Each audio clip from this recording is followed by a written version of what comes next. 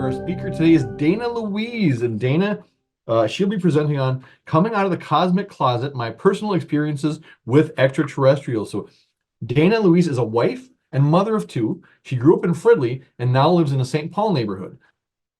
Dana has worn many hats in the past. She was a finalist on a Norwegian reality show, a food truck owner, a Reiki master teacher, a minister, a TFT level 2 practitioner, a death doula, and more. Her personal experiences with the weird and paranormal are all laid out in her memoir. This is going to sound weird. Minnesota MUFON, please help me welcome Dana Louise. Welcome, Dana. So thank you. Thank you, Tom. Can you hear me? Are we able to interact? Okay, so you can't talk, but Well, I can. I can. Do you want me to be up so I Oh, can talk or? yeah, we can have a rapport, but I mean, like, okay, so here's the deal. Thank you to Tom and Bill. First of all, I'm just gonna, like he's like, can you talk for 2 hours? And I'm like, is that all you got? Um, so thank you. Um, Let me unfold this for you. I don't know how to start. I wrote a book about my experiences, and then I kept that very cloistered because for most of my life I kind of knew that I didn't want other interferences coming in and disrupting my memories, because each time you go into one of your memories, you're just recalling your memory. So it's kind of like a diminishing return. It's very, very hard. And I knew all my life I wanted to keep this very clean. So people say, hey, do you know this guy? Do you know that? Did you watch this podcast? Did you know that? No. And I think a lot of people have a shock with that. So just let me kind of start off. I grew up in Fridley. I was born in 1962. And so I don't know. Welcome to all of you who are from the Twin Cities and around this area. I'm probably older than you. You don't know. I mean, you might not know what was going on. So back in the 60s, we had a lot of Korean War veterans coming in. We had telephones on the wall, all this kind of stuff. And I'm just gonna like reference to a certain point in Fridley history, May 6, 1965. We had 7 tornadoes in our area, and it was just really interesting from MUFON's perspective, because I feel like MUFON is really scientific, we're factual, all these kinds of things. We want data, la la la la la. So I'm referencing this because if you go back and you look at it, and actually at the Science Museum in St. Paul, they have a little like dugout house, like being in a basement, and what it would be like in 1965 to experience these 7 tornadoes and everything like that. And WCCO and all these different radio casters were like chiming in. I think they were using their military skills to be like, okay, that's this point at this time. At this point, they were giving, you know, certain data points at certain times, which was very military. So for me, my dad was in the Korean War, and he was a radio operator in a tank and all this kind of stuff. So this chimed with me. I understood this being under military control and everything like that, and it really spoke to me. So hearing these guys, WCCO or whatever, KSTP, we only had like 3 stations back then, and they were all chiming in on coordinates and everything, like, here's the ping, here's the ping, here's the ping, here's the ping, which was like very reassuring to me as a child. I know you're going to be like, oh my God, because I was like 3 years old. How was that reassuring to me? Well, here's the deal. Um, and like I said, I was born in 62. I'm going to be 62 in April. So whatever the hell, oh, excuse me if I'm swearing. That is, they have golden birthdays and whatever. So my experiences, my first memories are not of my parents at all, like pretty much ever. My first experiences and memories are about me being in my crib and having gray aliens visit me. Okay, so here's why I'm saying coming out of the cosmic closet. And here's why I waited all these years. Because if you say that to somebody, everything of who and how you are, anything you've built up, and it doesn't matter your degrees or this or that, suddenly you're like, um, people don't believe you anymore. You're discredited if you say you've had some kind of galactic encounter. So how is that? And I knew that in the moment that it happened when I was an infant. And we're going to go into that in a minute. And I'm going to describe all of these things. But just for a minute, I want to talk to you about who and how the Twin Cities were and was. And I'm going to just tell you right now, I have a sense of humor because what else are you going to do? Cry? Okay. So I've experienced a lot of things and I resolve that with humor. So let's go back to the 60s. A lot of men are coming back home. Well, there's a lot of World War II people, but a lot of the Korean policing efforts, whatever you want to call it, because that's what they called it back then. And these men came home with these military encounters. So we have all that. So my dad was in Sperry Univac, and then he was with the supercomputer. And I was just recently given a file. So, there's all kinds of behind the scenes stuff. So I was recently giving a secret file that disclosed that my dad was working with NASA and all these kinds of things. Because when Tom contacted me, he's like, why you, and that is the question, why me? And that's the thing, like, how did this happen to you and why do you think this might have happened? And I think most of us, I'm just going to say, you're intelligent people. We're all trying to figure that out. So it's like, is it military contact? Is this a spiritual thing? Is it a government thing? We're all trying to discern those kinds of things. And I'm going to tell you, me too.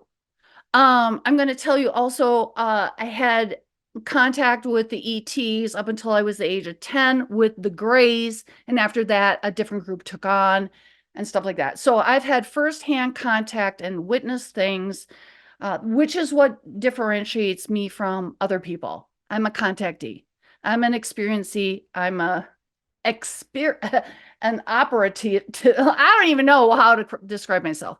But trying to go back, here's Fridley, here's the Twin Cities back in the 60s. Everyone, like my brother and sister, they all had drills like you had to go under the desk because, there was going to be a nuke and, all these kinds of things. We didn't have that. Bay of Pigs was basically when I was in the womb, blah, blah, blah, blah. But let's go forward. I mean, that's the whole thing, coming out of the cosmic closet. If I tell you the things that I've experienced for my whole life, I think I don't mean you personally, I mean you is in general society, no one's going to believe me. And I knew this as an infant. So let's go to my first contact. It's night and the house is asleep. And back in the day, back in the 60s, we used to have these like, we didn't have window blinds. There was like a slidey thing, like a shade. And it was on a magnetic reel. I don't know this. I'm a baby. I'm swaddled. I've got diapers, okay? And but because my life wasn't bucolic, I think when you have a certain experience like this, when your life is threatened, you wake up. you wake up like immediately. You're tracking, you're online. You're not asleep anymore. Okay. So my experience was I'm laying there, I'm a baby, I'm asleep. So there was nothing before that. Next thing I know, I look over the well, first of all, the shade snapped up. The magnetic release, you know, the what do you call it? Clutch. Let go. The shade went up. I'm an infant. I shouldn't know what this means. I mean, I shouldn't have ideologies of what all of this could convey in the household, but I do. So what I'm understanding in this moment as an infant is like, that's wrong. You woke me up. Where are my parents? What's going on? I had all these questions. So for anybody that has a baby, please don't look at them as if they're incoherent or, stupid. They're not. And um I will tell you that my brother and sister can substantiate my memories and how I recall things that they don't going through our lives together. So the shade goes up, which draws my attention to the window. I look to the window and there's this thing. Okay. So in this state, you have to make a decision. I'm just a baby. I can't tell you, am I 9 months old? Am I 3 months old? 12 months old? I don't know. I know I have a diaper. I'm in a crib. I know those things to be true. And I look over there and here is this gray bubble head.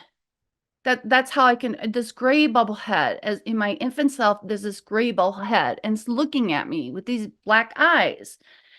And I'm not frightened. I just take it in. I don't know how to take it. It's information for me, right? I'm like, whatever. I know it's wrong. Okay. And in that same moment, I am feeling a vibration and I'm hearing a hum. And there's a light that's going on in the room that's like trekking all over. It's a bizarre light. Like you've never seen this light. And I'm going to tell you, as an infant, I understand that. I understand that that's not a normal light. How can that be? Like I don't have answers for you. I have questions and they're not for you, but like I can't describe or tell you and I can't answer it. I'm just telling you my experiences. And this light was going around. I do think I was feeling like anxiety. And going to tell you not in this first experience, but in one's other, like the next second or third time, I could hear bumbling. Like it sounded like paper in the room when they came. So on the first experience, we have the window shade, we have this gray bulbous head. It's looking at me, and I can't exactly tell you that it was smiling, but it seemed to. The mouth was like this weird flap. It's disconcerting. I know it's wrong. And the next thing I know, there's faces that are the same over the crib. I'm out. Okay. I'm out. And this repeated over and over again until I got older and older. And then at a certain point, I recall being walked around in my room. Okay. So that sounds crazy. That sounds bizarre. Let's go back to what was happening at in the Twin Cities area. Okay. Like I said, my dad was an electrical engineer. He was working with Spirit Univac. I've just been given the papers that there were secret programs, and he was talking to NASA, and he was working on the supercomputer. And at his funeral, a man came up to me and my sister and said, I don't know why your dad was fired. And I don't know if he was with Honeywell or Spirit Univac at the time, because he said, working in Bloomington, he's like, your dad changed the supercomputer, which if you're tracking and you understand what I'm saying about this, let's go back to Eisenhower. I'm like, I'm telling you too much at this. I'm just so excited to talk to you. So, there was a lot. We have the supercomputer going on, and we have ordinances in the Twin Cities area. We have in Shoreview, New Brighton, Arden Hills, we have the TCAAP ordinances, which is I think they're with the Navy. We have FMC in Fridley, which was just like a mile down from my house. And we have the Anoka ordinances that were going on, which was more like bullets and stuff like that. So we had all of these things. And a lot of us children at the time were thinking, like, if there was going to be a nuclear bomb, if Russia was targeting us, we would be ground zero. We always kind of felt that way, or at least I did. At least me and my friends, because this is what I was aware of. Something was going on. And how do you tell people? How could I tell my parents? And I don't believe anything unless I see it and or experience it. I judge it. I don't believe in it. And it wasn't until like I was just a few years ago, maybe 10 years ago, met up with a neighbor who lived behind me. And, she's just perfectly, just this normal person, just very sweet, not into UFOs or anything like that. And we're meeting up. And I start to tell her, I don't know why, I start to tell her about my UFO experiences. And in my head, I'm sitting there going, oh my God, don't tell her these things. She's going to think you're crazy and she's never going to talk to you again. Right? I mean, she was your best friend, but she's never going to talk to you again after all these years, whatever. I'm like, I'm having all this anxiety. And the thing of it is like, she put her hand on my hand and she stopped me. She paused me and she said, Dina, I remember the vibrations. I remember the sound. And I was petrified. I didn't know what was going on. And so in that moment, her and I kind of went into her thoughts and her background. Had she been contacted, or what went on for her? And so there's a huge part of me that's like, for a lot of what you hear in the media and on different TV shows is like all these ships or something are silent. And that's true. And that's true. But for me, it wasn't. And recently there was a TV show and it talked about Travis Walton. And maybe I heard of him a long time ago. Like I said, I try not to research other people or other things. But I saw this and I'm like, and now that I wrote my book, I'm like, okay, I can look at other people's stories. And his story chimed very similar to mine with the humming and the vibrations and everything, and what he experienced when he went into the ship. Um, and I'm going to say to you, I'm like, we're just starting on what my adventures are. But there's a huge part of me that I don't want to go into. I don't think I want to go into hypnosis. I don't think I want to recall everything that happened, because we'll go into this later. It's upsetting, and I don't want to go into it. So let's go back to the 60s. Let's go back to research. Let's go back to actual things that were actually happening. So actually the supercomputer was being born in the Twin Cities, and the Twin Cities had a lot of ordinances. Okay. And I'm just gonna maybe I'm gonna like bring up my little I'm a boomer. Let me bring up my little share screen and I'll show you some. Here, I'll show you some pictures. Share. Okay. So, view slideshow. Here we go. I'm hoping you guys can see this. So, this is my book. This is me. And I wrote my book. I didn't want to write my book, but suddenly I'm kind of like, oh my gosh, uh, my kids are in their 30s. I don't know when they're going to have children. They don't even have dates. So just as I never met my grandparents as an adult, it's pretty much impossible I will ever be able to talk to my grandchildren as an adult. So I had to write this book as a legacy because if this uh tumbles down, if I don't know, does this go through lineage or is it exposure? I'm not quite sure. So if it's lineage, I gotta write this stuff down because my sons, they'll never remember this. They're not gonna remember this. Oh, I'm sorry. I'm hoping you can see it fully. Anyway, this is it. This is me coming out of the cosmic closet. Uh yeah, I didn't want to tell anybody. Why would you? And apparently there's people that are faking it, which cracks me up. Like, why would you fake it? And I'll tell you what, people who have actually experienced aliens or UFOs know better. And I want to talk because there was a little bit of discussion about UFOs and stuff like that. I just kind of thought that everybody saw UFOs when they looked at the sky. I mean, because that's my experience. I didn't know you didn't. And people are on their phones now, so everybody's looking down. I think it's epically now a time to look up.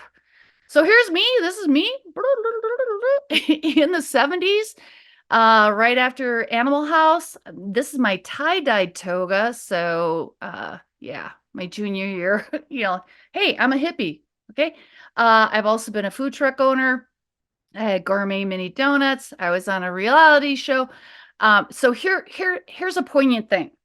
Let's get into this. August 1970. There's me and Jen. This is the woman that I met years later, who could witness for me that she was petrified about the aliens and the vibrations that she experienced. This is her older sister. I'm a little tall. This girl's in between. Well, actually, this girl's older than this girl. And the reason why I put this girl in my book is because I start my book off with having, okay, you're not going to believe this. There was a metal screen. I'm going to call it a microchip that came out of my back. It was witnessed by other people. And it happened, I think, in this girl's backyard because her dad was my dad's boss and they worked on the supercomputer. So if you want to go into thinking there was alien disclosure, alien swapping, technology for human experiences or whatever. Yeah, here it is right here. And so you could say, oh, Dana, you're so goofy. This is August. And here I am. Let's fast forward. So you could say that I'm imagining what's happening to me, blah, blah, blah. But my parents were highly involved in politics on top of the supercomputer. And here we are, Rochester, Minnesota, October 29th, 1970, a day I will never forget. I remember how dismal it was. I got pulled out of elementary school. My parents drove me down to the airport. I picked up this badge. Imagine that. And walked out to the tarmac. And here comes Air Force One. What? Air Force One. And out pops Pat Nixon, who hands me a rose. And then she just walks off. Basically, I don't even recall if she said anything to me. I kept the badge. I kept the rose. I was interviewed by the radio stations. There was not TV there at the time. This was a kind of a rah, rah, rah for the political campaign. Here we go. Rockford, Illinois to Rochester, Minnesota. And why I'm bringing this up and showing it to you, because we got the president. And Mrs. Nixon is not mentioned here at all. So now we have Rochester, Minnesota to Nebraska. These are the official use only notes. Say, okay, you know what? I'm telling you guys, I'm a nerd, I'm a geek, and I go in and I look at all the things to make sure that everything I'm saying is clear and true. And here's the president again. And Pat is not mentioned once again. And I don't think you can actually see all of this. So anyway, so oh, and here it is. Here's his daily diary of what he's supposed to do for the day. So what I'm telling you is true. So there are some people that are going to be of a specific bend. Why was this little girl brought out to an airport and Air Force One rolls up and she is handed a rose? Because Tom's like, oh, why do you think the aliens came and visited you? And I have a lot of excuses and thoughts as to why. And they're all going to sound strange, but I'm going to tell you, number one, my mom always told me anything you can believe on this planet is a limitation because what is actually going on is greater than what you can believe. And I kind of took that to heart. And so what you can imagine is a girl this age, and when she goes to bed and her mother says, my mom had a prayer was, now we lay me down to sleep. I pray the Lord my soul to keep. Well, I'm telling you, I had great aliens over my bed. So when you're saying that, I take it in a very different way. It was very much upsetting. And I couldn't say it to anyone.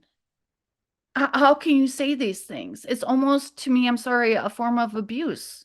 I don't intuitively, I knew you don't talk about it. You don't talk about it. Now I lay me down to sleep. I pray the Lord my soul to keep. That just really hurt. If I die before I wake, man, you know, ouch. I pray the Lord my soul to take. Oh, I'm sorry. Who's the Lord? Is that different than God? I don't know. But this was difficult for me.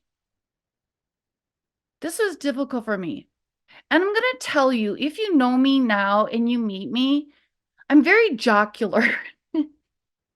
And why am I jocular? I think I'm jocular the same way my dad was jocular. Because in the Korean War, he found himself behind the enemy lines. He was in a very important skirmish. Everybody pretty much died. He saw a lot of death. And when you face death, you wake up. You cherish your life. So this little girl right here, yeah, I'm super happy to be alive every day that I wake up. And in fact, in 1965, that wasn't a big deal for me. 7 tornadoes coming in and stuff like that. I took it as like, yeah, whatever. What more do you have? I'm sorry. I'm sorry that I'm saying that because you think that's a little salty. But I'm telling you, this 3-year-old, 7 tornadoes. And I'm telling you, the tornado was right across the street, one of them at Lock Lake. Lock Lake. My dad showed me. I mean, you could see the trees were bending and all this kind of stuff. And I just took it as a witness because I think that is what I had become at this point. And I'm telling you that I think that there was something going on, why I was brought out to this event as a special guest. You can have your own conclusions. I don't know how to conclude it. I do know, okay, let's go forward here in the Twin Cities. And what's specific? Okay, we have the ordinances, right? And there's a bunch of other things that are going on in the Twin Cities that MUFON is not going to want to talk about or understand and stuff like that. You'd have to get my book because there's another layer. There's another layer. There's a huge other layer. It has to do with the Ford Motor Plant and the TCAAP, blah, blah, blah. But here we are, Twin Cities today. And at this time, I couldn't find an advertisement from the time that I want to talk to you about. So we're going forward. This is what, 1970. We're going forward, about 6 or 8 years. Okay. So what I'm going to tell you is that I feel like I'm having this communication, this beginning of this communication with these aliens. Um, and I'm going to tell you again, coming out of the cosmic closet, this isn't something fun or something that I want to disclose to anyone, right? To me, it's almost shameful. To me, it separates me. It separates me from you. I just want to be a normal person. I want to have a normal life. Okay. So on this particular day, Twin Cities today was at about 3 o'clock in the afternoon. I've been trying to hunt that down. I can't, but I know it's talked about. So here's what happened. This particular night, I'm sleeping. I wake up. And I do this often because I witness a lot of UFOs and overhead battles and things like that. I know it's a lot. And I wake up and I go and I look out the window and I can see the Twin Cities. The trees the tree line was a little bit lower. I can see the IADS tower. And in that moment, I don't know what hour it is.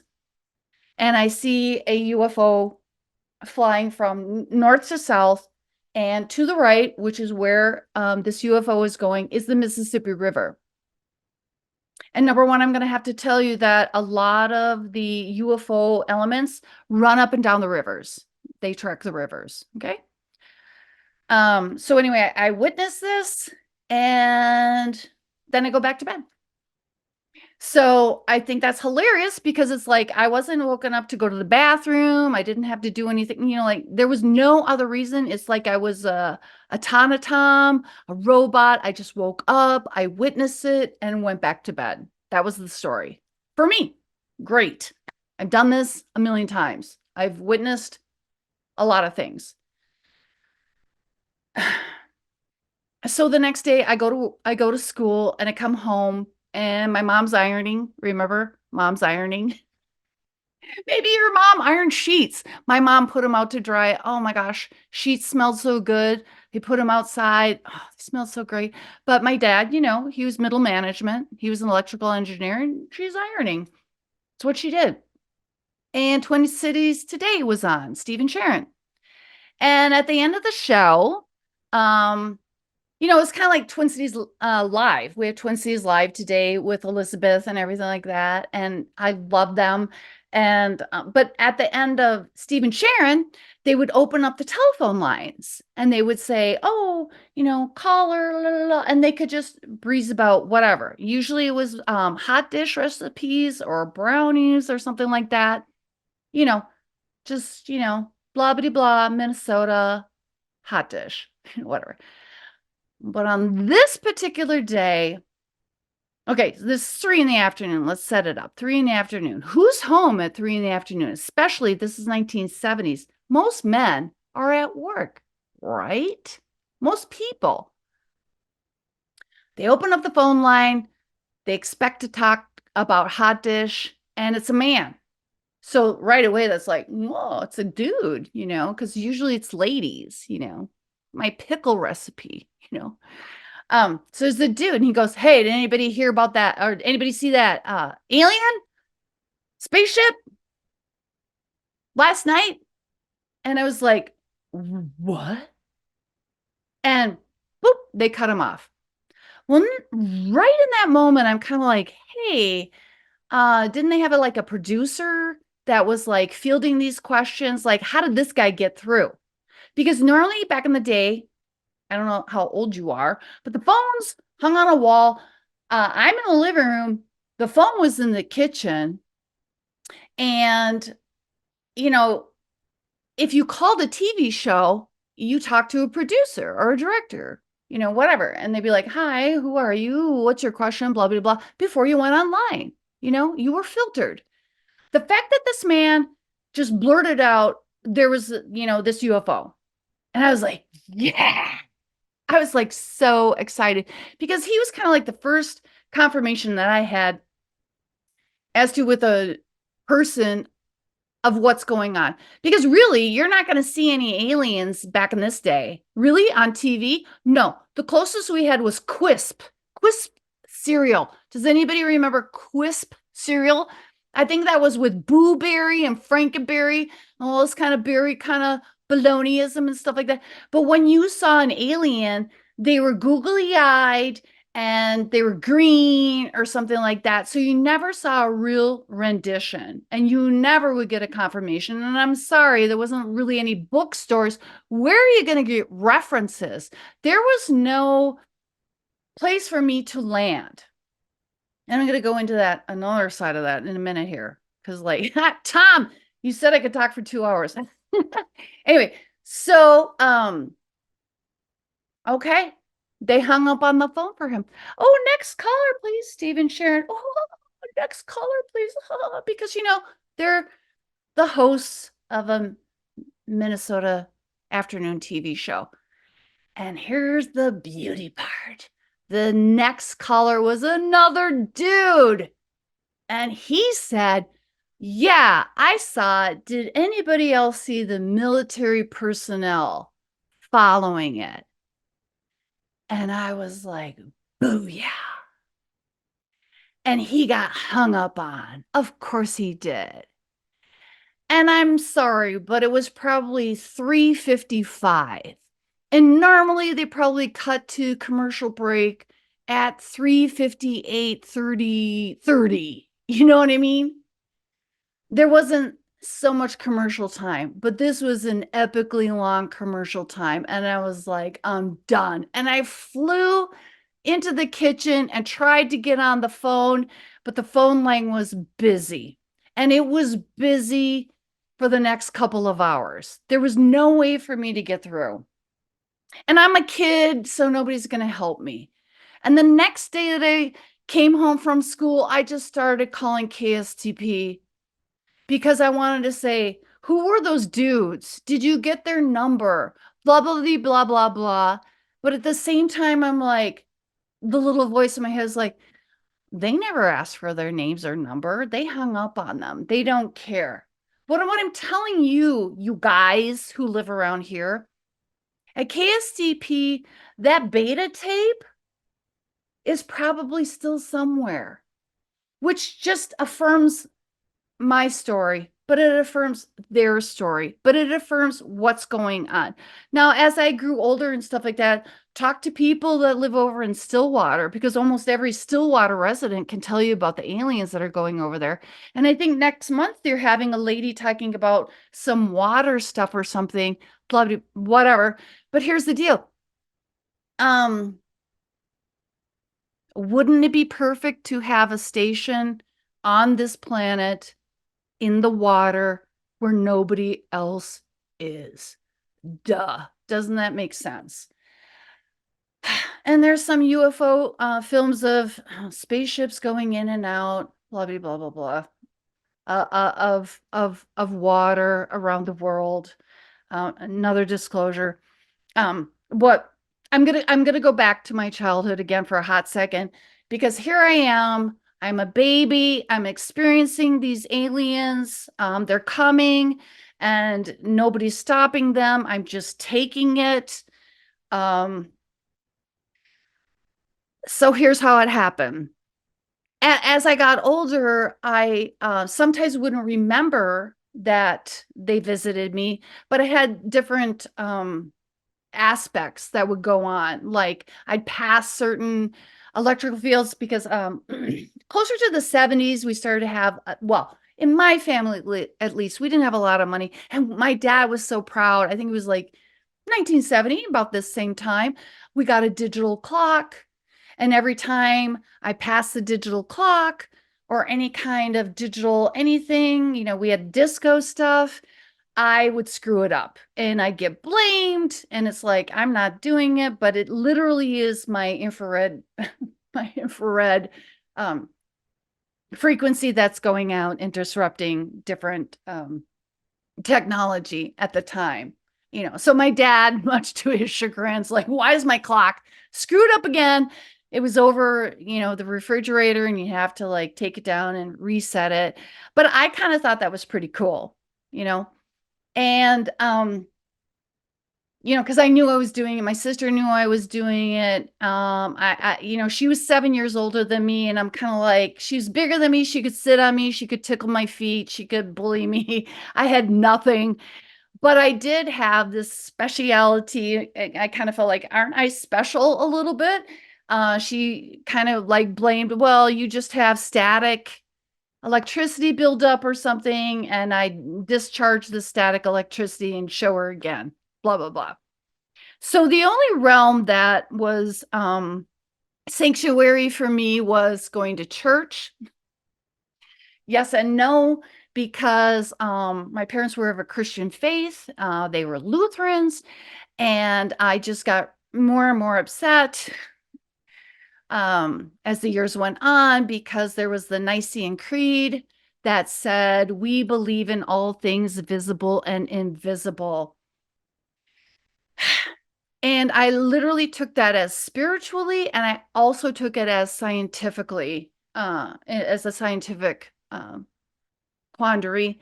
And I literally tried to apply this to the adults, and the adults seem to be, I don't know. I'm like, they did not believe in all things visible and invisible. And I'd say, hey, don't you believe in the Holy Spirit, the Holy Ghost, or anything? Like, I'm 4 and 5 years old and 6 years old, and I'm trying to quandary these adults because I'm trying to find somebody who can talk to me about the things that I know and that I'm experiencing. It's very upsetting. And so, like, today I'm saying it's very exciting, upsetting for me, for somebody that I think is false and fake about their experiences, if they are not actually a contactee and experiencer, because I can sniff them out. I'll know in a hot second. I don't know how much time. Let me look, because like I can, like, I'll talk forever, but I got a lot of stuff, and I got, okay, it's almost 4 o'clock. Let's move up to I'm gonna kind of like jump some time. Um, Say Dana. I'm gonna jump a little bit ahead. Just say Dana.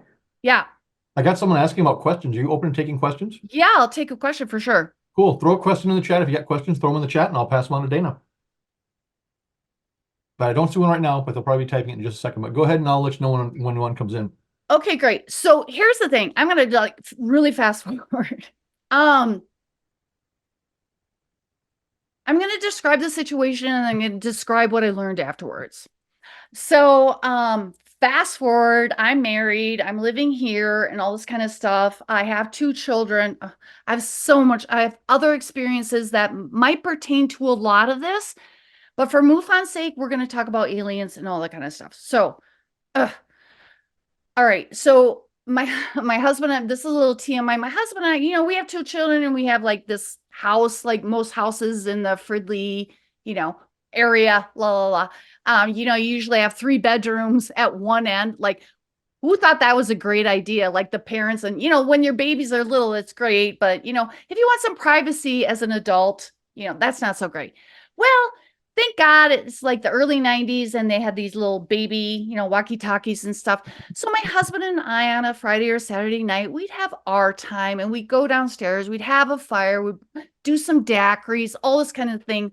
And number one, my husband is a total muggle. He doesn't believe in any of this stuff. So I'm just going to say that right now. And I don't believe in any of it either. I'm just going to say that right now. I don't believe in anything. I don't. I don't believe in, I'm sorry, crop circles. I don't believe in a lot of things.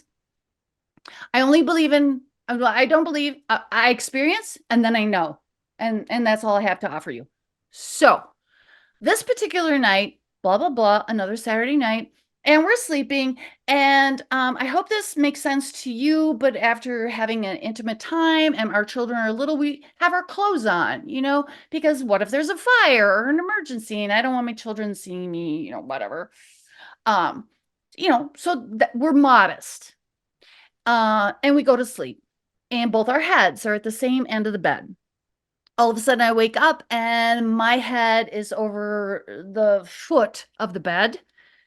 And, I'm feeling it in my neck and all this kind of stuff. So I'm feeling it, and I wake up, my eyes pop open. I'm upside down. Literally, my view is upside down.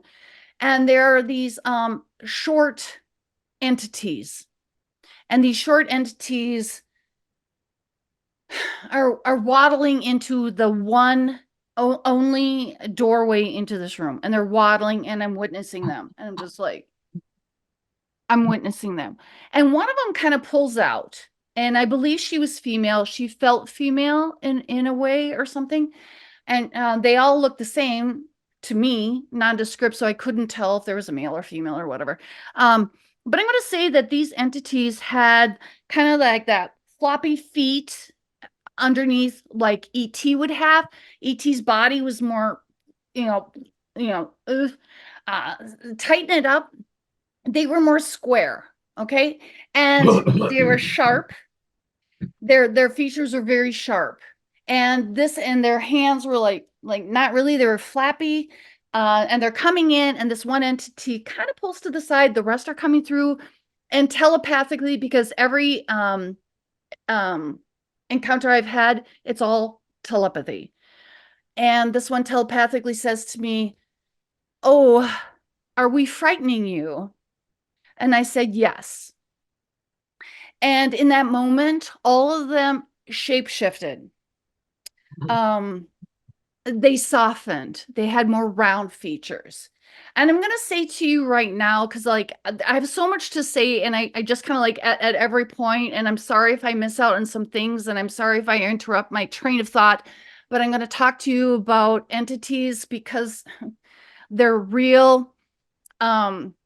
And a lot of it has to do with frequency, because this planet, everything is about frequency. And so with frequency, it's telepathy and shape shifting. Okay. Could you take a question or two real quick? Could you take a question or two real quick? Yeah, sure. Yeah. So I'm going to ask the first one. So a couple people want to know if you're willing to talk beyond 5 o'clock. They want you to, they say they could listen to you for hours. So do you want to keep going after 5? Because we Yeah. really don't have to. Okay. So Yeah. we'll see how it goes. And then I'm Yeah. going to unmute someone. He wants to ask you a question. So I'm going to unmute Ivor, and he'll ask you his question directly. Great. Is he ready right now? He's ready. I just got to get him unmuted. So yeah. Okay. Hi, Dana. So I have a couple of questions about your experiences, and these questions are going to sound a little strange. So I'll just ask them, I want you to know in advance that they are without judgment. Okay. Great. The first question is, how many hours a night do you sleep continuously? Oh, that's a great question. Back in the day, I slept. I've never had a problem with sleeping. It's up until recently, menopause. I've had some challenges, but I've also found a way to go into some deep sleep. And in my book, you'll understand that more, because I've had some contact, and I know that's going to sound, I've had some contact that I didn't understand in my book. There's a lot of new things that are coming up, and it might be ET contacty stuff, but I sleep pretty well. So also in my book, I also talk about my psyche. Uh, you know, how was I as a child or a person? Am I psychotic? Am I on any prescription drugs? I am not on prescription drugs. I am against pharmaceuticals. I'm for farms, FARMs.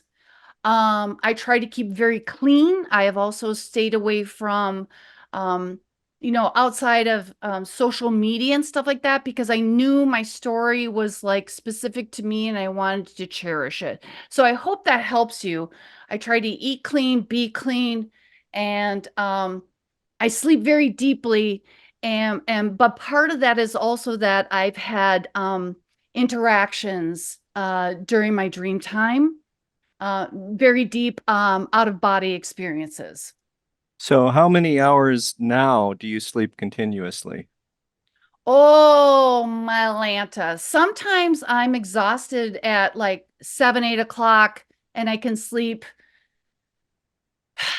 to 5, 6 in the morning or something. It varies. And also it times out with the moon. And I hate to admit that, but if it's a full moon, I sleep a little less. If it's a new moon, such as what we're experiencing now, I go deeper. And There's a lot of Dreamtime, Dream World stuff, and that's also in my book. Okay. Next question. You mentioned in your earlier experiences, even as a babe in the crib, you experienced a vibration. Do I have that right? Yes, yeah, Okay. humming and vibration, which, Okay. yeah. Okay. So humming, you mean by humming a sound? Mm-hmm. Mm-hmm. Okay. All right. It was So audible. and the And that's the thing. vibration, did you Yeah, experience the vibration as external or internal? exterior. Yeah. External vibration. Right. And that was the thing that my neighbor who lived behind me. So, like typically in, Fridley, imagine backyards, it's not that far away. But she basically felt the vibration and she heard the humming too at the same time. And we do believe that we did talk about it at one point when we were probably about 4 years old. And I kind of questioned that because I'm going to tell you, I also wonder about vortexes and wormholes because I'm very much into that is how actual space travel happens. It's a whole nother thing. That's a whole thing we can get into. But I talked to her about that. And so when I saw Travis Walton's story, and a lot of these things, a lot of these stories I heard, like now we have TV and stuff like that, but a lot of it I just didn't really take in. Oh God. And we have Oh, to talk about Close Encounters of the Third Kind because what I was going to tell you about these little guys and the tall, like it plays into Whitley Strieber and all this kind of stuff. It connects all of these things that we never really got, let me go on with these little guys. But yeah, so all of that was going on, but it's been substantiated by other people. And I didn't believe it, but then Travis Walton was saying he had a humming and a vibration. So that to me was kind of a witness thing of like a shared event of like, oh, he had that too. Because typically I'm like, my experience must be wrong because everybody else is getting these silent things. And I have witnessed other silent things, but whoever was visiting me at the time, I think was probably kind of the same clique that Travis Walton experienced. I hope that okay. So helps. no, it does. Now, so the next question is, have you ever had experienced an overall body vibration in other circumstances? No, Okay. no. So this wasn't this wasn't in my body. This vibration wasn't in my body. It was like my bed was shaking. So this wasn't Oh, okay. internal at all. This was like my bed was shaking. It was shaking around me. It, Yeah, I it have was one like the for, room was vibrating. Not me. Not okay. inside of me. All right. Mm-mm. And I have one final question. Do you feel that your experiences are participatory in that? Do you feel you are a co-creator of the experience? Uh, okay, I could say on an ethereal level, because who and how I am in my belief system as an entity that's come into this form in life, I believe that on some level I must have agreed on it. And if that's not true, then my parents must have agreed on it, or somebody agreed on it, and or it was just the physiology of where I was and or the physiology of that I have the gift that's been given down to me from my relatives, who had the gift, if you want to call it that. But I'm going to go back to like other people such as Matilda McDonald, blah, blah, blah, whatever, talking about telepathy. I have a feeling that, and I don't know if that thing is true or her story in any of this, blah, blah, blah. I don't know if it's true, but I do know that I have this gift of telepathy. And I think maybe that's why, if they are aliens, maybe that's why I was chosen because they could talk to me. That I have, that if they were running up and down the Mississippi area, going between Ford Motor Company and up here at TCAP, they found me. I was highlighted because I had that capacity. One more question, if you please. Do you feel that you meet people that you instantly feel simpatico with? Oh, gee, Monday, Christmas. Everybody, Interesting. Thank you very everybody. much I for your appreciate it. Thank courage you and so your much. candor. Thank Thank you. you for your courage and your candor. I appreciate it. I appreciate it. No, seriously, I'm just going to say, I don't know. I don't know. And that's the whole thing. Because like Tom said to me, why do you think you? So number one, and in my book, I would welcome the diagnosis of being psychotic. I would welcome to be schizophrenic. I would welcome to be all those things. I have gone to many therapies and stuff like that to say, am I okay? Like, am I okay? Is this real? And as a child, I sat there and thought, oh my God, what's wrong with me or something? Why is it me and not these other people? And I always had to have a litmus test. And that's kind of why I feel like I try to keep very scientific as far as like with MUFON and stuff like that.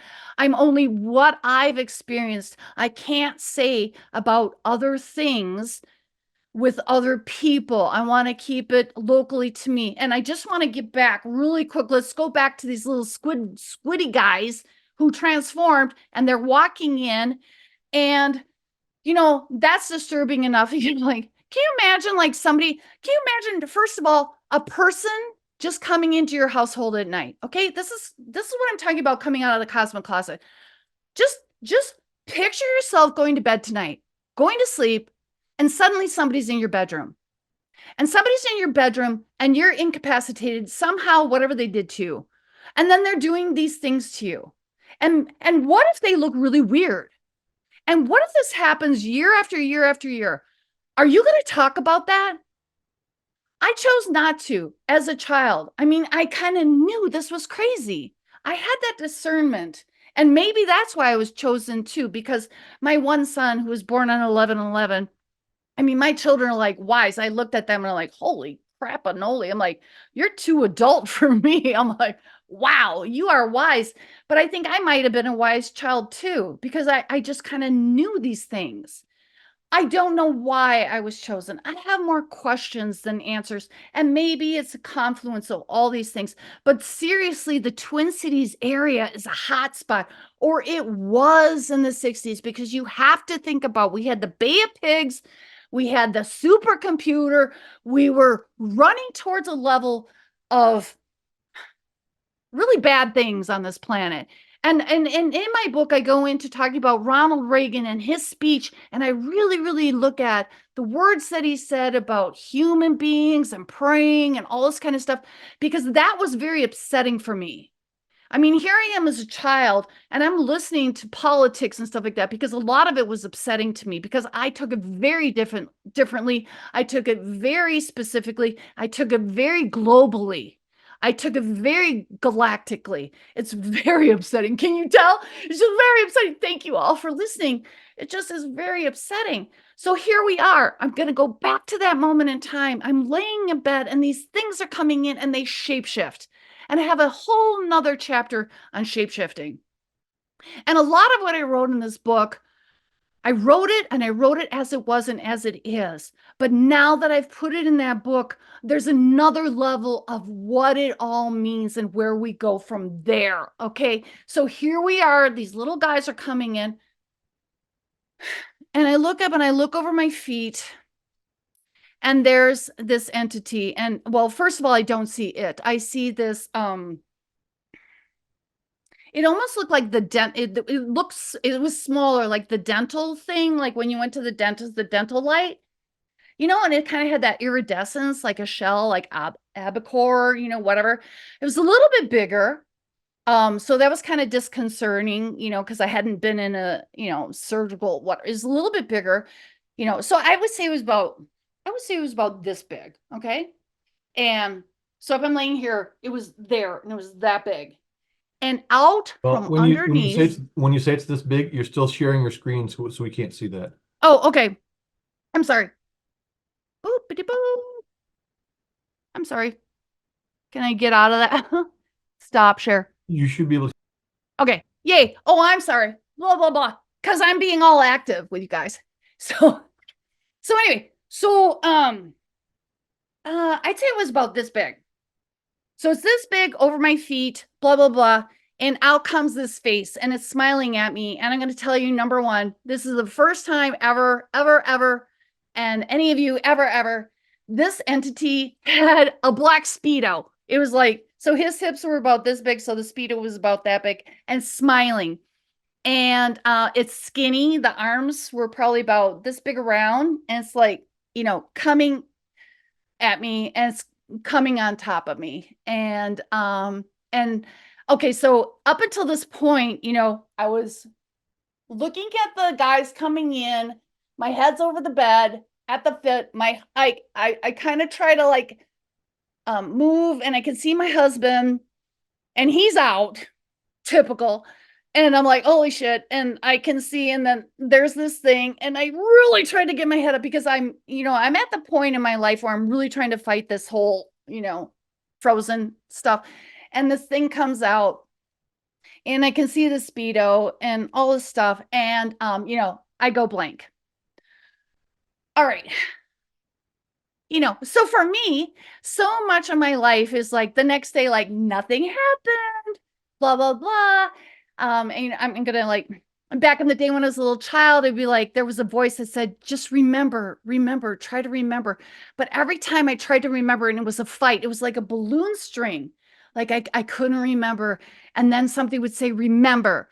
And, or I wouldn't remember because I wouldn't remember the night before, but I would have physical differences, working, disrupting electricity and all this kind of stuff. And I would say, oh, I must have been visited the night before. Or they would be in my window. I'm like, oh, here they are again. That was my world. I don't remember my mom telling me baby stories. I don't remember her cuddling me. My first so many informative years were of gray aliens, and that's disrupting to me. It's upsetting. I'm sorry. So anyway, to this thing. Here's this entity, blah, blah, blah. I black out. Wake up the next morning. My head is at the pillow. And number one, I'm going to tell you about this whole scenario. My husband is a light sleeper. If I snore, half the time he kicks me out of the bedroom. I just basically purr. He's a light sleeper. He can't handle it. If I move, I'm wiggling too much, all this kind of stuff. I hear a lot of complaints from my husband. So the fact that my head was at the foot of the bed, that is not happening without him waking up. Not happening. And the fact that when I woke up in the morning, my head was on the pillow and he still didn't wake up and complain to me, that's another huge thing. So here's what happened. I wake up because after my husband and I, like I told you, after we were intimate or whatever, we're, modest. All of my clothes were on the side of the bed in a puddle. And I'm going to tell you, like a sandwich. So here's the deal. I'm not that person. I'm not that fastidious. If you're in the moment or having daiquiris, you're not going to like be very particular. But the shorts were there. The underwear was in it in a round circle. The bra was inside the t-shirt in a circle. The socks were underneath. Everything was as if I had melted away. And I was naked. And that is not a thing. That is not my life. And so when I looked at it, I went, oh shit, that happened. That's real. That's real. That's a confirmation to me. So, I picked up my clothes, blah, blah, blah. Okay. So for many years afterwards, I'm like, okay, well, they must have taken my eggs. And it wasn't until after I written my book, because as I write my book, I say this many, many times, like, oh my God, this is just coming out. I'm just realizing it. And that is completely true. I would just things would just come out like that little girl that I was showing you in the picture. I didn't even realize that. And we haven't even gotten into when I got a tag at the back of my rear end during the day with some gray aliens. I was like, all of a sudden, I'm like, oh my God, that was my dad's boss's yard. Of course. Okay, so let's go back. I got so much, I got to tell you this. I can't even. So anyway, back to this scenario. So I'm looking at it and blah, blah, blah. And I'm like, oh my God, they took my eggs. And it wasn't until I'm writing the book and then I'm talking to another woman And all of a sudden because she was kind of talking about, I'm sorry, abuse and things like that. And I was like, oh my gosh, they have my husband's DNA as well. I mean, if they're taking DNA, they have it all.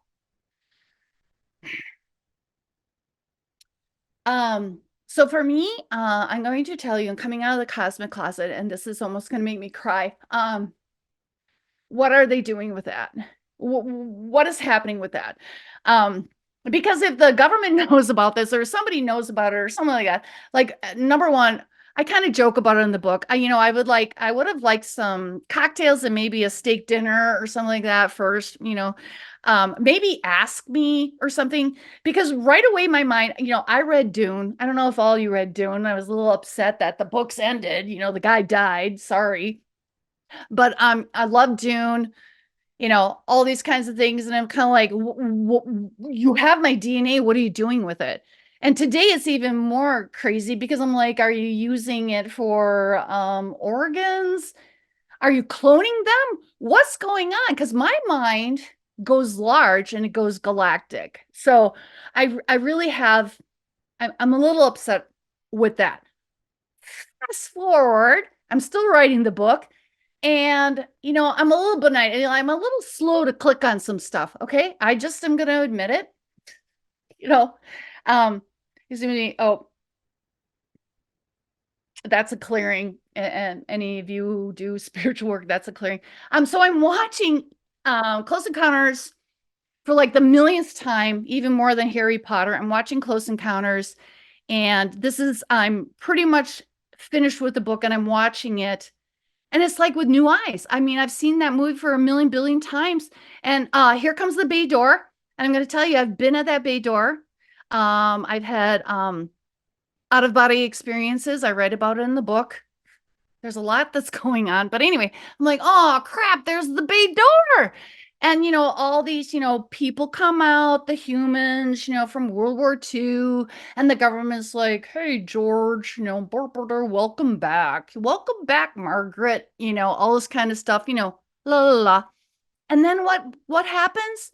I'm sitting there watching and I'm basically falling apart. And I'm like, all of a sudden come these bubbly, like these bimbly babies, these short little baby entities. And I'm like, oh, crapanola. Cause I'm like, is am I connected to that? And then I had forgotten about it. Here comes this tall guy, right at the end of the movie. Hollywood disclosure. Here comes this tall guy. Now, this guy in this movie is a little bit bigger than the guy that I encountered, because the guy that I encountered was probably about 6'5", maybe something like that. But in the movie, he's probably about 7 or 8 feet, blah, blah. And he's all like, boo, boo, boo, boo, boo. Yeah, I don't buy any of that. Whatever. He's boo, boo, booing. But I'm like, oh, crap. Here's this tall guy. And then all of a sudden I'm clicking. I'm okay. We got Jack's skeleton. We've got Mrs. Peregrine's children. I'm like, if you start to look through all the movies and the disclosure and stuff like that, you're going to see this tall alien type thing. And it was disturbing because I'm like, I'm putting all of these pieces together. I don't know what it means. I kind of do. I talk about it in my book, but I'm like not really wanting to disclose it. But Tom asked me to like keep it to the things that I've personally experienced, and these are the things that I've personally experienced.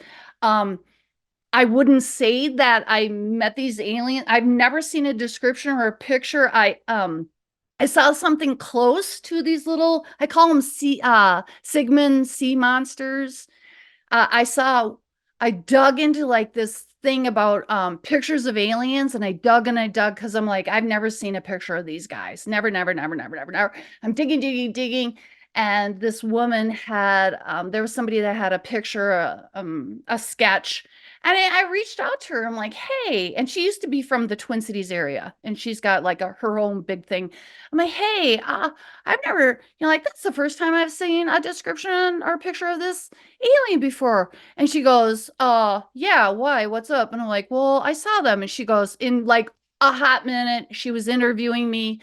And then The next day she was apologizing to me and I'm like, what for? And then she's like, oh, the whole video blew up because all these people were talking about it, blah, blah, blah, blah, blah. So that being said, fast forward, I don't know if I saw this movie or not, but Whitley Strieber,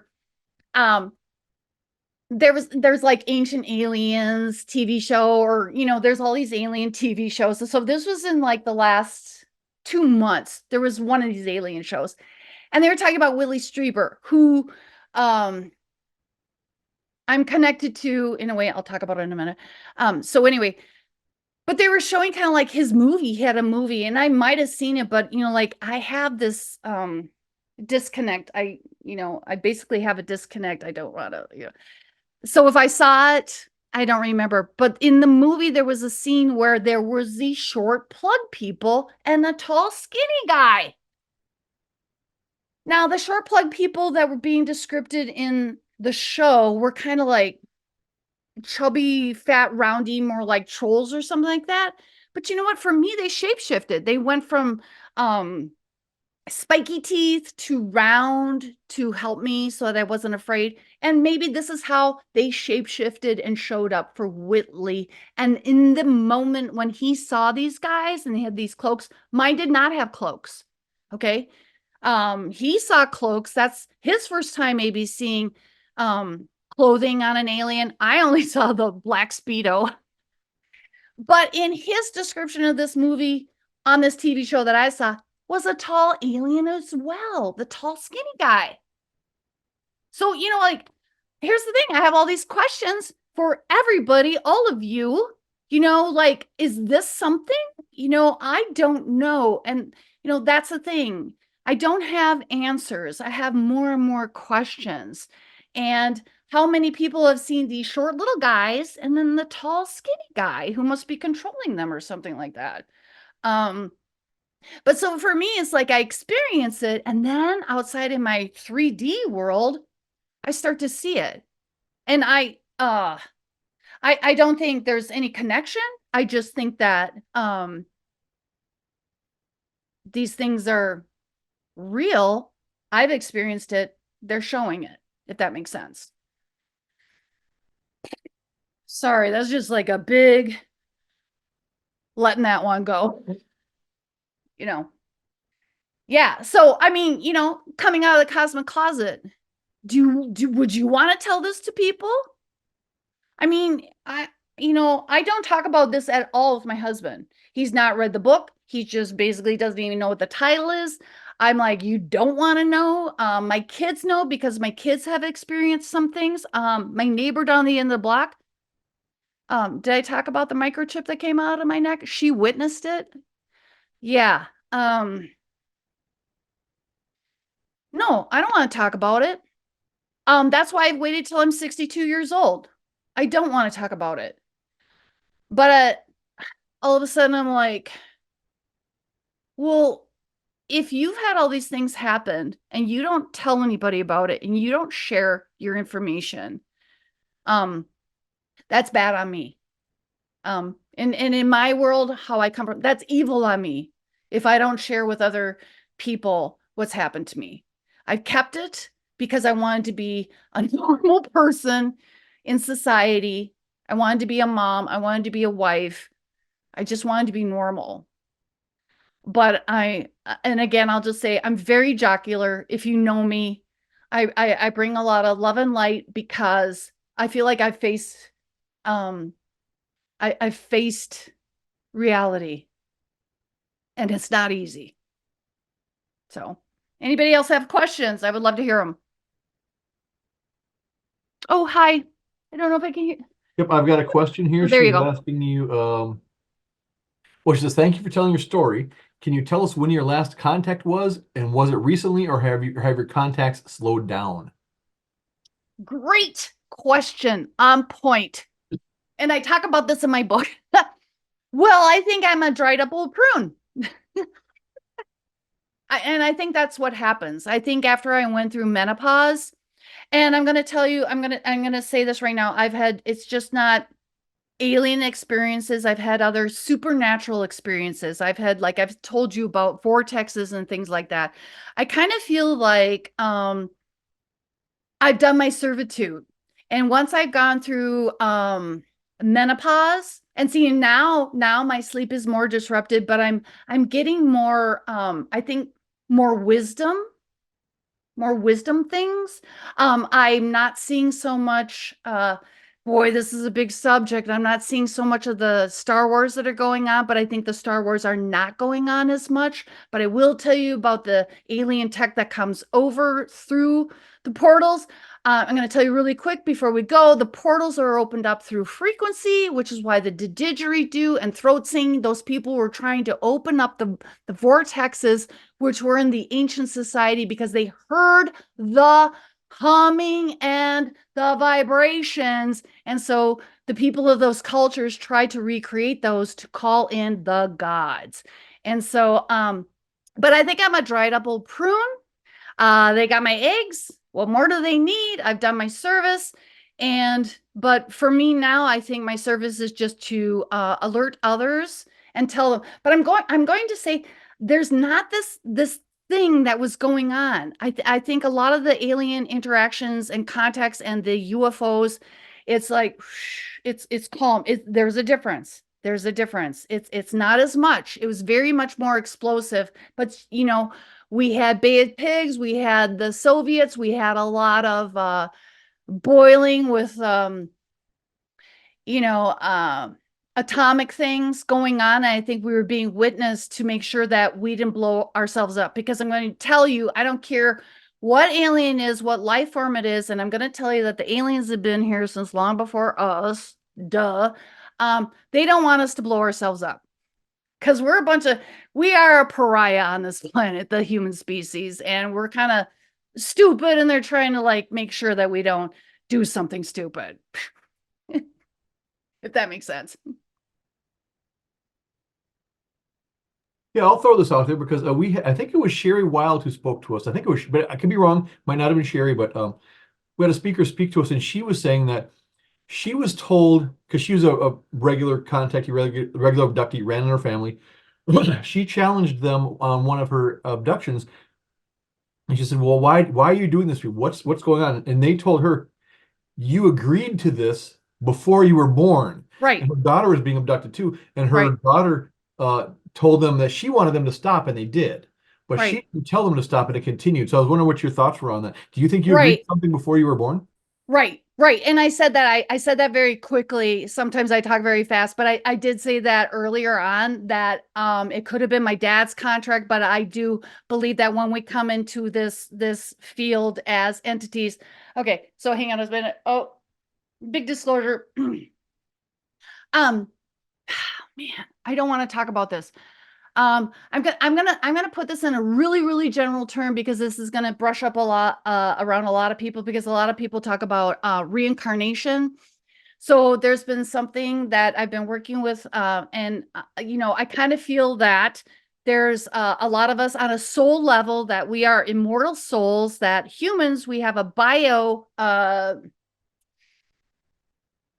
entity or form that we have, and other species do not have a bioform that disintegrates in the way that ours does, and that we are being held collectively with an electronic shield, and we reincarnate and bounce back and forth and stuff like that. And if you come into this realm, it's upon agreement. And that to me is very esoteric, and it's like something that I wouldn't discuss with MUFON. I've like, if you want to get into space travel, wormholes, what's way deep out there in space, travel, Bigfoot, all these kinds of things, because a lot of people will say they're not connected, and I don't want to connect them, but they've been my experience. There's things that I've written in the book that I didn't really realize mean certain things, that I'm discovering myself about my book after I've written it. So yeah, I mean, if there's nothing else to say, I'm going to say that being a member of MUFON, being who you people are, if nothing else, your life is way more exciting than the average person, because I mean, the average person eats a bunch of, sour meatballs, watches football. I love Doritos, all these kinds of things. But our lives are richer because we kind of have opened up our minds to the understanding that there could be something else. And how do we prove it? How do we prove it? Yeah, that is the thing. And I think, like, with the whole David Muir thing, Tom and I were talking about this earlier. I'm like, yeah, of course they came back with "there's nothing to say." That's the government's take right now. And I'm fine with that, because like, let's look at this. There's such gaslighting. I mean, how much gaslighting? Let's just look at ancient art and ancient religions. There's full disclosure there. Something happened at a certain period of time, for some reason, why the Homo sapiens were not allowed, it's a control issue. We're not allowed to understand anymore. And we just take it. We can't go to some Egyptian antiquity and look at it and go, I think that's an alien thing. No, you're told you're wrong. So I don't understand the gaslighting. I don't understand the gaslighting in our religions such as Christianity, with the whole "I believe in the visible and invisible." And to me, the whole Christian thing is like a virgin birth. I'm like, oh, come on. I don't want to get into all that, but I mean, I had to sit there as a child by myself and look at this, because there was no adult to help me. So I had to sit there by myself and piece these things together. And I think I did a pretty good job. And I looked at I tried to look at all the legs of the table. I tried to look at, is it military? Is it something with me? Is it something with this land? Is it something with this planet? I don't want to believe in a lot of things. I have to have a certain amount of something solid, which is what I respect with MUFON, which is why there's a lot of things out there. Like, my husband's like, "Oh, you probably believe in this and this," and I'm like, "No." And why would you think that? I'm very much egregious to a lot of this. So if I don't experience it, I don't believe it. And there's so much I've experienced, and I don't even want to tell you what I've experienced. Well, yeah, I got a few people on the chat saying they do want to hear more of that kind of stuff. So I say let it roll. But I know Ivor's Yeah. got another question for you. So I've unmuted Ivor, so he wants to ask you a couple things. So interesting, synchronicity event. Just as I was about to ask the question of you, you mentioned the Nicene Creed and the visible and the invisible. I take it you are Catholic, Dana, or you were raised Catholic? No, so I was brought up Lutheran, which is like a bunch of hot dish, and so the Nicene Creed. So literally, as I was going through, like, 3 and 4 years old, I'm understanding this, and it just was like outrageous to me. However, I'm going to say I looked at the religion, what was being presented to me, and I'm talking about, I'm judging this, and I'm going into what is that, preschool thing? I'm already salty. I'm sorry, pissed off and salty going into preschool. Okay, how old are you? 4 or 5, something like that. And because I already know, and I'm like, what you got? So there's a lot of the Old Testament that rang true very much for me. And I just, like, clung to all of these kinds of things. And then just going forward, I met other modalities, but I'm going to tell you, in the 60s and 70s, we didn't have a lot of bookstores. We didn't, our libraries were very dry. So literally, for me as a teenager, I'm in theater and choir, and I'm a bubbly person, because I'm excited to be with humans. I'm excited to be alive. But I'm going to tell you, in my quiet times, I'm, in 8th grade, and I'm sitting on the floor. Nobody told me to do this. And I'm reading the Bible, and I'm reading it over and over again, because there was some truths in there. And now my faith, I married a man. He's half Greek. So we were married for about 10 years. And I'm like, okay, I'm gonna, I'll become Orthodox because I was very Christian, very much this Christed energy, very much. But as I went through the Orthodox faith, I became non-Orthodox even though I went through my chrismation. However, recently there was a disclosure about, is it Alexander and his mother? No, no, no. Wait, Constantine. Okay. So here's Constantine and Helena, and they are the creators of the Christian faith. But I didn't realize that. They said that Constantine was in battle and he saw overhead like an alien event. I did not know that. I did not hear about that. And I just learned about that about a month ago. And so then, okay, here's what you need to know about me. I am open to discussion, and I'm open and ready to retrack whatever I thought. I call myself a sorceress, source energy. Let's go back to frequency source energy, which is what all of our atoms and everything are made up of. And then coming through that, I discern. And I think anything that I might have believed in a minute ago, I am willing and ready to say that might not be true. So I let go of my Christian faith, but I do believe there's so much truth in it. And I'm finding more and more truth. And like that whole thing that I was saying to you a little bit ago about this alien technology, I think a lot of Christians would describe it as the firmament. So what is the truth? And so I'm saying, as a Christian, you could say, here's the firmament, or as a biologist, you could say, yeah, there's oxygen, and oxygen, when it's at this level, or it's a gas, or it's a liquid, it will be blue. We can describe these things with different legs of the table. But all of a sudden I'm like, oh, is this alien technology and there's a shield that's keeping us here? Are we being enslaved in that manner? Because I'm willing to entertain those thoughts. Because also Star Trek was going on. I mean, bless their heads. Thank God. And that I could sit there, I don't know if you grew up in the Twin Cities area, but I could watch Star Trek, and right after Star Trek, I think it was on at like 3 o'clock. After that, it was about 5 o'clock. What is it? The Twilight Zone came on, and then they had like that window and stuff, and then boo, boo, boo, and that scared the shit out of me. I had to run out of the room. I couldn't handle it. So anyway, I hope that answered your question. I know I talk a lot, but thank you.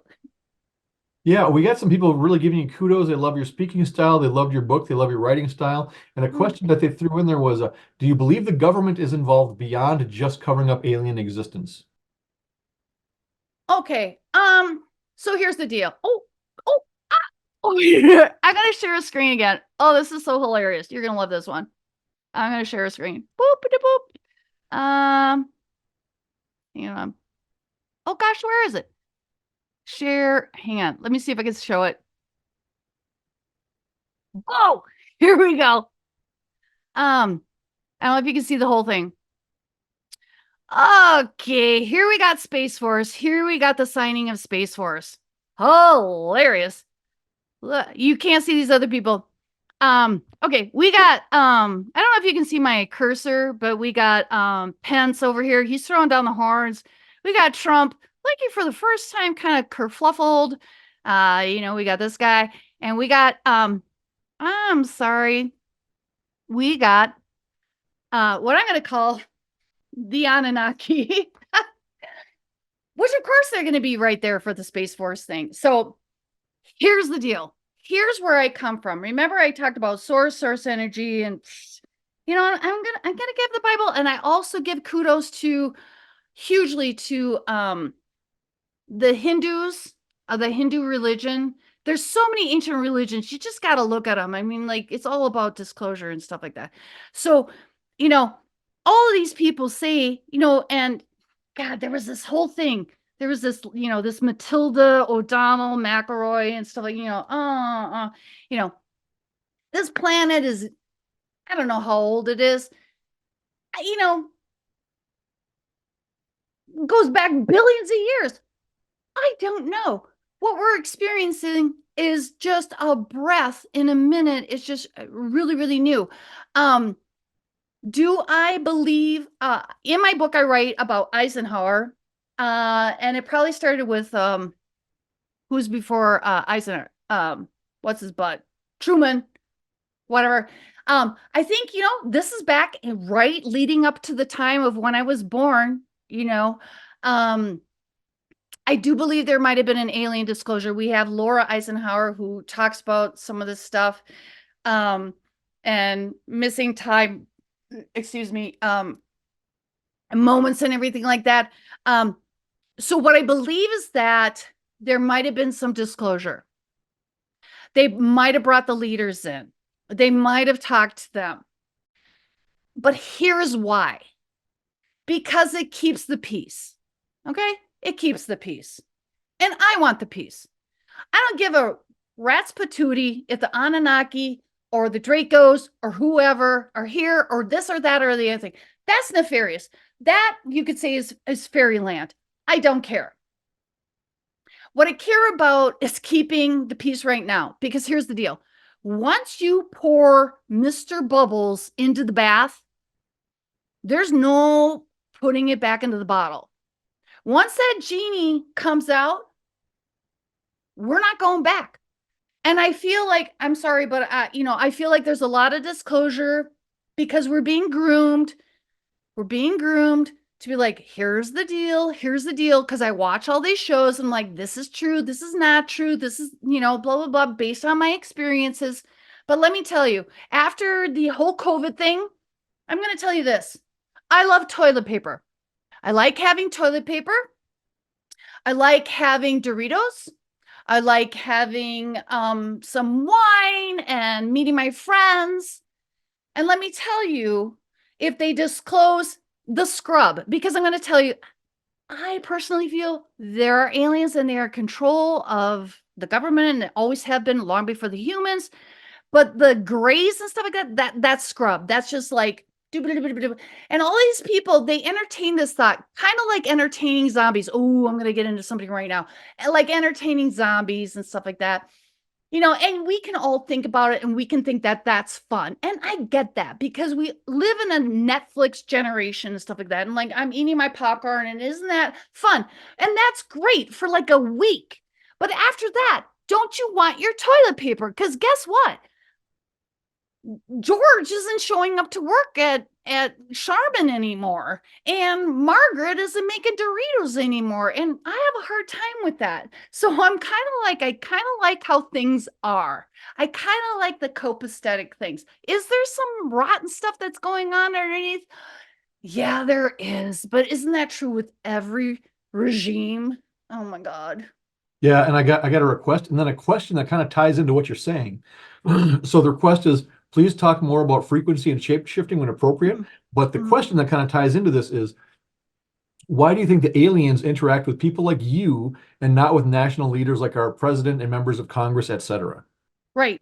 So here's the thing. A friend sent me this video recently. This Matilda O'Donnell McElroy, 1947, blah, blah, blah, blah, blah. I'm sure, if you don't know, you should know because you're a member of MUFON and stuff like that. Because like I'm new to this group, but I would assume a lot of you would be more up to date. You can't really get this interview. Oh, and there's this video, this alien video, like this, like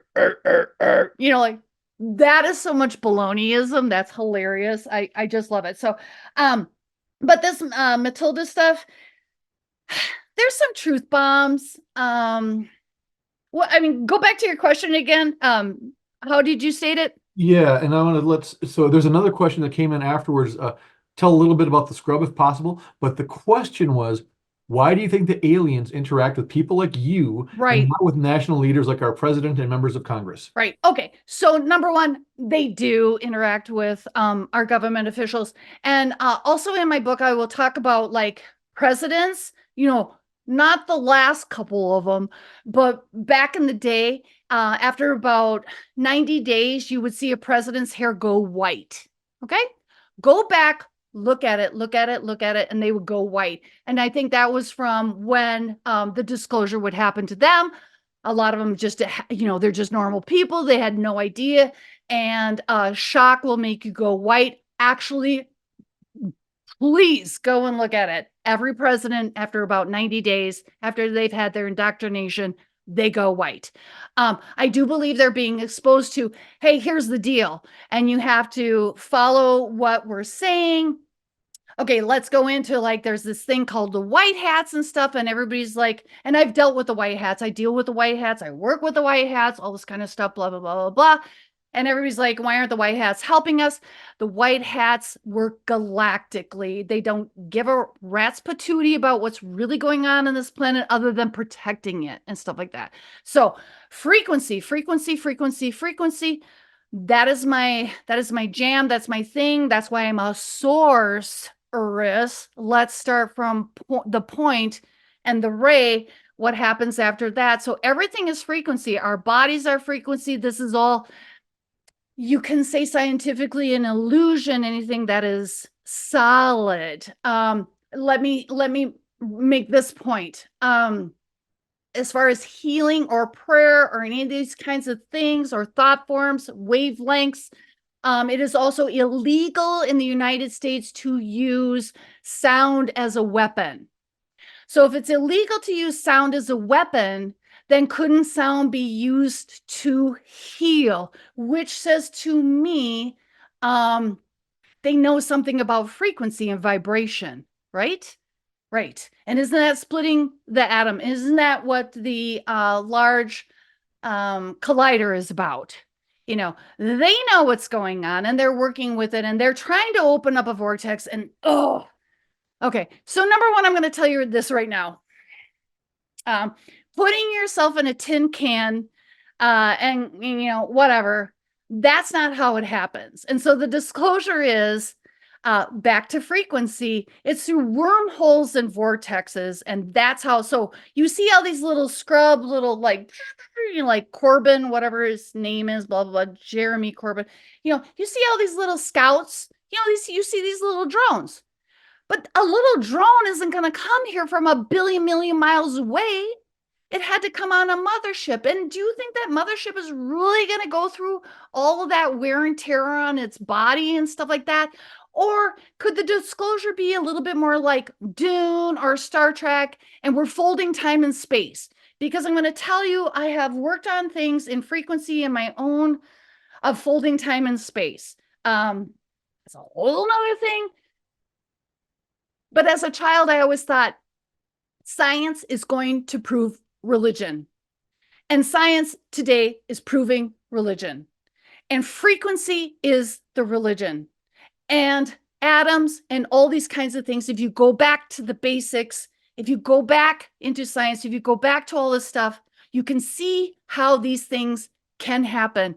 And people judge and they say, oh, it's this way, or it's this way.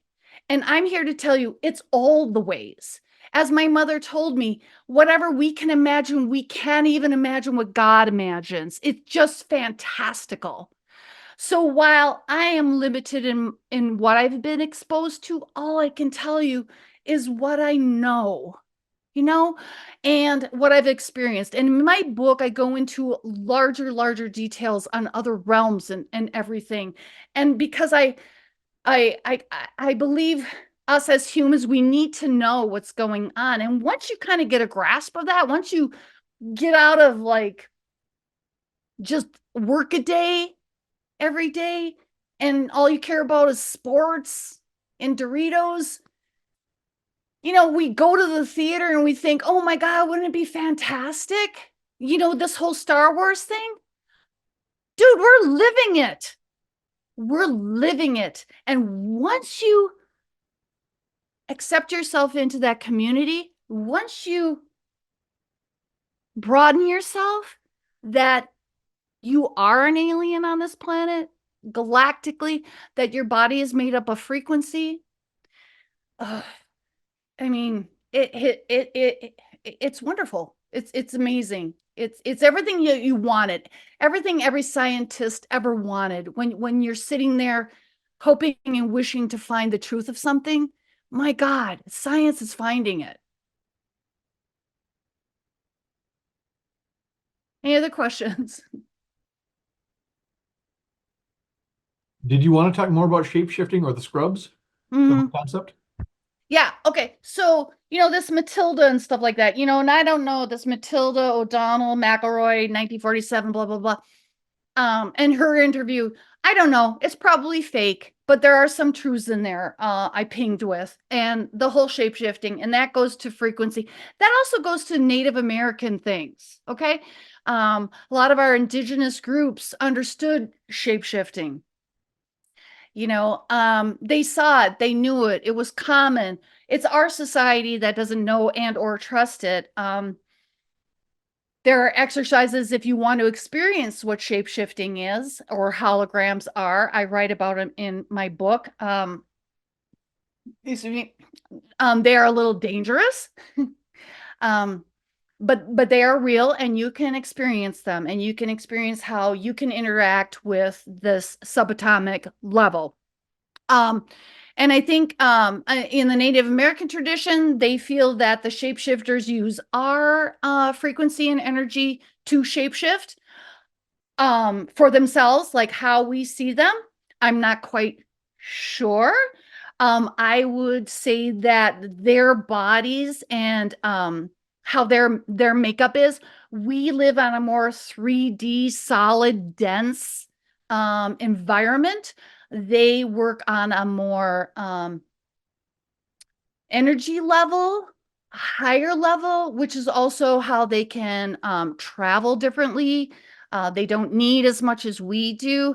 That's why the Earth experience is more dense, and we're more, for lack of a better term, enslaved to it. Because if we don't have these density things, we can't exist. They don't need that. A good way for me to describe it to you is like if you looked at an amoeba is still a bio entity. Theirs aren't. They're more just carbon. I don't know how to describe it, but that's kind of the thing. It's on a level of of where you're sourcing your energy from, which could also, I don't even want to say this, which could also be biblical if you wanted to translate the term of, God, I hate to say this, manna, And I really hate to go down the whole religious realm, but it seems as if a lot of the religions, and I'm not just saying Christianity, it's Hinduism, it's Buddhism, a lot of these, there's a lot of teachings that we need to go into, to relearn, to bring forward, because I think if you don't have that spot, if you know mathematics, you have a spot, an array, and you're not going anywhere if you don't have that spot, right? So we need to look at all the legs of this table.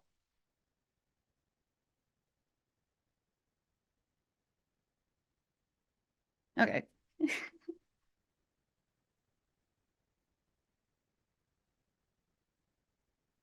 There's a really long comment, and actually, Hope, I'm gonna ask, do you want me to unmute you, Hope, so you can ask directly? Do you want me to do that?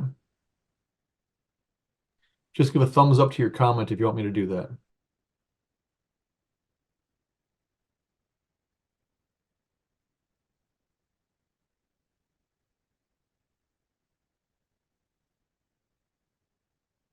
So I'm assuming she wants me to ask this question. So she says, filling in a detail, Matilda O'Donnell McElroy top secret interview transcripts and personal notes were received from the late Matilda O'Donnell McElroy.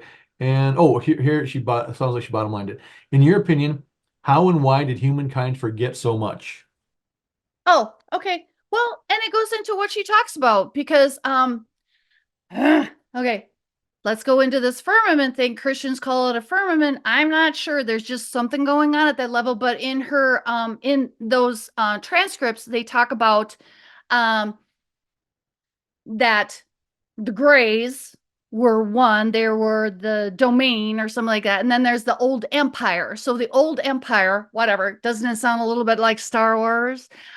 So the old empire started to dump different entities or souls into this program called Earth. Also, the program of who we dumped were more artistic in nature, is how she describes it, which could be true.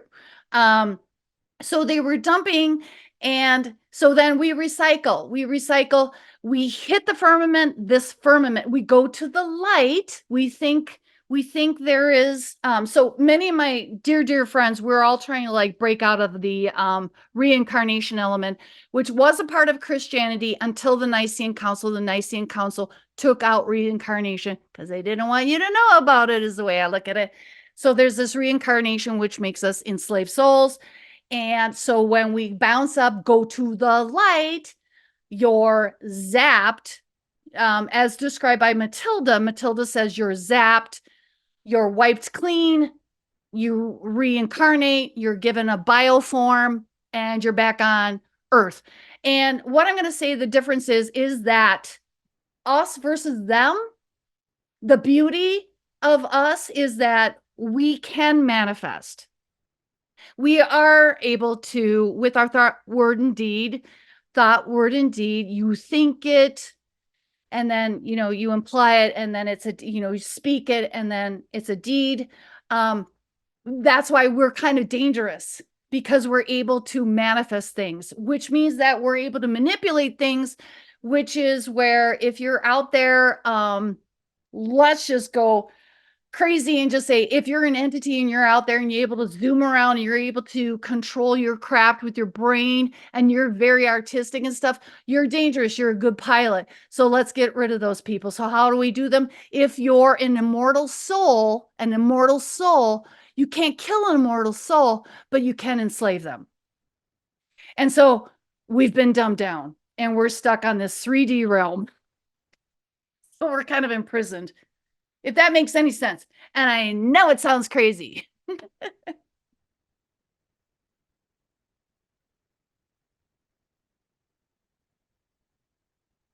Okay, I'm looking for questions in the chat. Seeing no questions. Any questions in the chat? If you got them, now's the time to ask them. Well, I'll wrap up and say, I want to thank all of you. And I want to thank you for this community, because I've just seen smiling faces and lovely people, and people that I don't have to say, this is going to sound weird to, because I imagine that a lot of you have had certain experiences. And there was somebody that was posting earlier about going out and doing UFO sightings. And now that I'm like so much older, 62, I will be in April. It's really hard for me to go out. Like when I was a little girl, I used to go out and, first of all, we're like, oh, there's Sputnik, so you could sit and seriously in the 60s, you could see the 3 satellites that were going above and you could time them. The UFOs back then, and I witnessed them every time I stargazed, like they'd be jerking around and doing all this kind of stuff. And, that's a whole nother story. People aren't looking up. Is that by design? So what I want to say to all of you, get out there, start looking up. And I would say to you, if you want to see an UFO, this is from my thing, I would ask you, if you want to see this, to take your frontal cortex and just think it, pop it forward. I know that doesn't make any sense. Just pop it forward and just look up into the stars and be like, I am willing and ready and able to see something. And I think that is a calling card. And I guarantee you'll see something. Cause like in my experience, I pretty much almost never go out at night and don't see anything. It's less and less now. Like I said, I'm an old prune, but I'm also living, when I'm in the cities, I don't see so much. But I'm going to tell you, if you want to see it, if you want to, if you dare, that would be the beginning of that. Just welcome it, go to a dark area, pop your frontal cortex. Like it's almost like sending a laser out. It's a infrared thing. It's almost like sending a laser out to say, I'm open, willing, and able. And I guarantee you they will pick up on that. Yep, absolutely. I've heard that many, many times. So I'm getting lots of thank yous in the chat. So I want to thank you too. I think it was really good. So Thank everybody you. give Dana a big round of applause. Round of applause for Dana. Yay! Round of applause Woo! for you. Thank you for listening to me because I know I'm really weird and it sounds really crazy and I can't talk about this with many people. So, I mean, this is like a therapy session. What do I owe you? Well, if You you're know? going to say you're weird in this group, you got to bring the receipts to prove because we got some heavyweights in this group. So no, Cam, I'm just kidding. So, but Right. And I can so, smell bologna. I can yeah, smell right, yeah. bologna. And I like fried bologna. I like fried bologna sandwiches. Okay. So, all right. So, thank you everybody for showing up. Thank you, Dana Louise, for being here. So, next month we'll be at the New Brighton Community Center on the second Saturday of the month, and check out her book. This is gonna sound weird, and an awakening memoir by Dana Louise. So, but just like Dana said, as I always say, keep your eyes in the skies. Thank you for showing up. Move on, and we will see you next time. I am out of here. Bye bye.